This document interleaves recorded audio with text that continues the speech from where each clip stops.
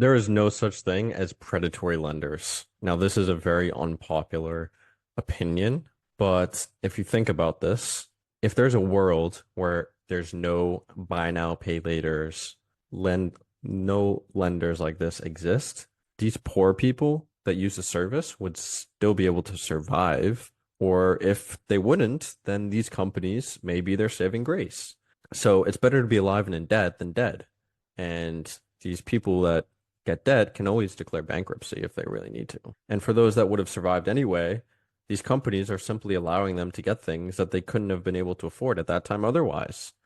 If they can't pay, it's their fault. They should have had the IQ or responsibility to not do that. And if you say, oh, well, they're low IQ, they're born with that, well, then yes, you may end up in debt and you can't pay and you may ruin your credit.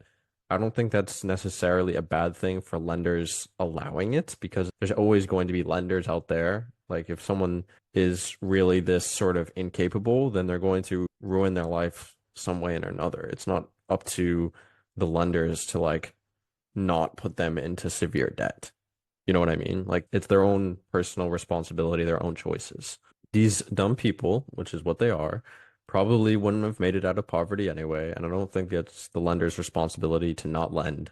So that way these people can be free to explore other opportunities and potentially get lucky without a debt burden, right? Like these lenders are simply putting out the services out there saying, this is our terms.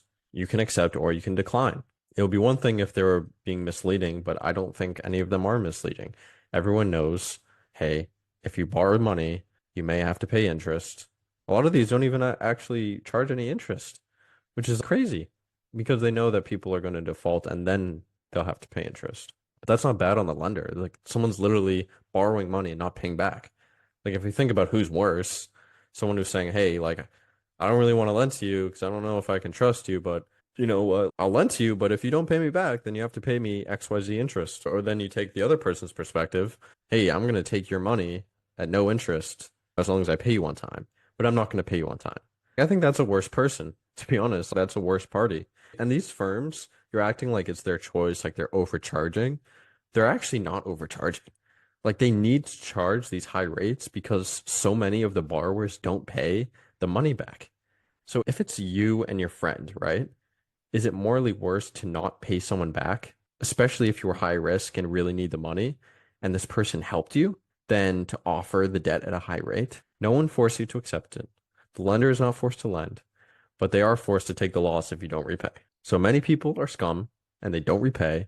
You may say, hey, they're not bad people. They're just not in a situation, but they should have known that going into it, right? And at the end of the day, if they would have not been able to survive, if they were like buying food or something, then you can just declare bankruptcy, right? But no one's really using this for food, or not many. And most of it's like e-commerce, right? And most of these businesses are losing money, these lenders, despite the high rates of interest. And they're kept afloat from investors who have deep pockets, will also most likely lose money on their investments in the long term. Investors are literally funding the bottom of society's irrational spending. And you might say, oh, they're charging high rates, but they're obviously not charging high rates enough because most of these companies are unprofitable, their stocks are dropping, like they're really bad businesses because no one repays. So they're not charging high enough interest. The whole point of charging interest is to keep your business afloat so you can continue lending and basically get funding, right? Like have money to pay back investors that give you this money that eventually goes to the borrowers and also to make up for the credit losses. But the credit losses are so bad that these interest rates aren't even high enough. Now, maybe I have too harsh a view on the poor, but growing up around it, this is what I see.